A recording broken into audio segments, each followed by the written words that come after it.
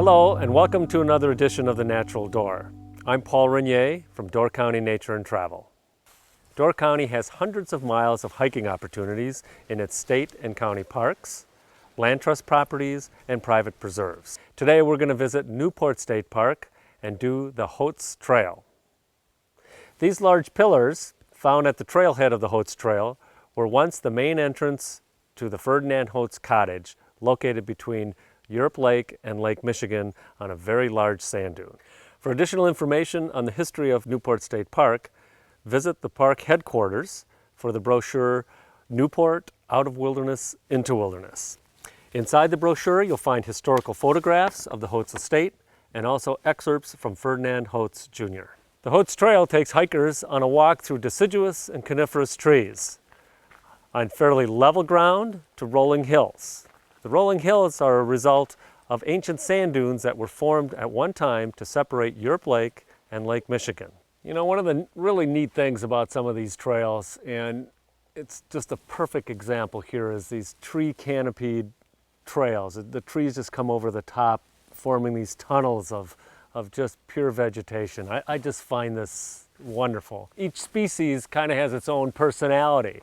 A little pinkish cast of this beautiful red pine here, the gnarliness and the lichen-covered bark of this white pine, young white pine. And there up above you can see a tree that was injured at some time and has compensated for that injury and has taken another path and grown on. Unfortunately, trees die.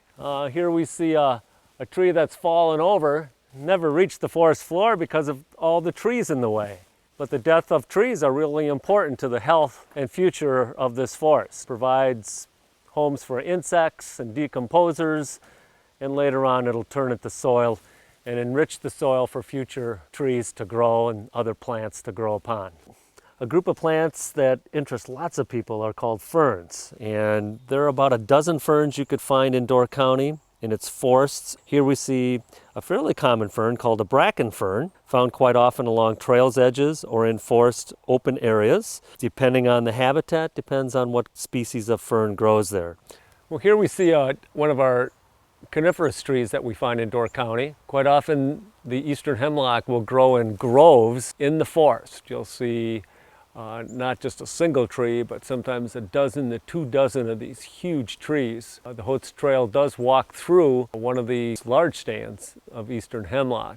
This is one of our biggest trees that we'll find in our deciduous forest, along with the white pine being the largest of all pines that we find here. And it's kind of ironic, here we see this is a fairly large tree right here, but it can get 2 to 3 times the size of this individual specimen, but it sports one of the smallest cones of all the trees, the coniferous trees. They're only about a 1/2 inch to 3/4 of an inch long, and the needles are about anywhere from 3/8 to 1/2 inch long, are generally quite dark green, whereas other coniferous trees, they could be a little yellowish green, but this one has a definite dark green effect to it, and having very small cones. The white pine is a native North American tree that helped put the upper Midwest and the Northeast on the map.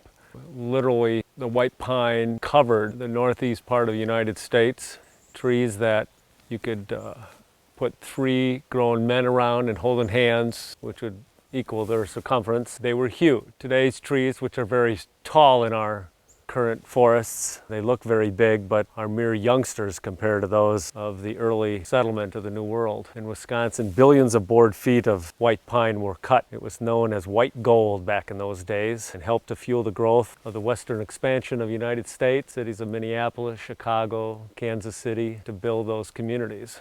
If you look at the needles of the white pine, you'll notice that there are 5 needles in a bundle, and they're about 2.5 to 3 inches long. But every year, coniferous trees, or what we call evergreens, really lose some of their leaves, some of their needles, and they will have what we call a needle drop. You can see a little bit of the yellowing in some of these trees and amongst the evergreen nature, and those yellow needles will drop.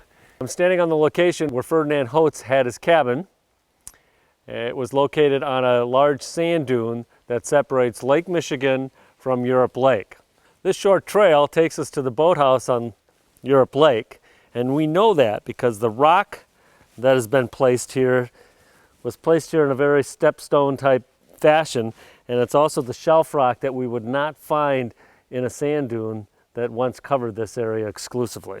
Due to the fact that the lake level is so low on Europe Lake, it's exposed all this rock that was brought in for cribbing and forming the foundation of the boathouse. We didn't finish the Hotz Trail today. Hopefully you can try and finish that someday on your own. Join us again on The Natural Door and visit us often on doorcountytoday.com. I'm Paul Renier. See you next time.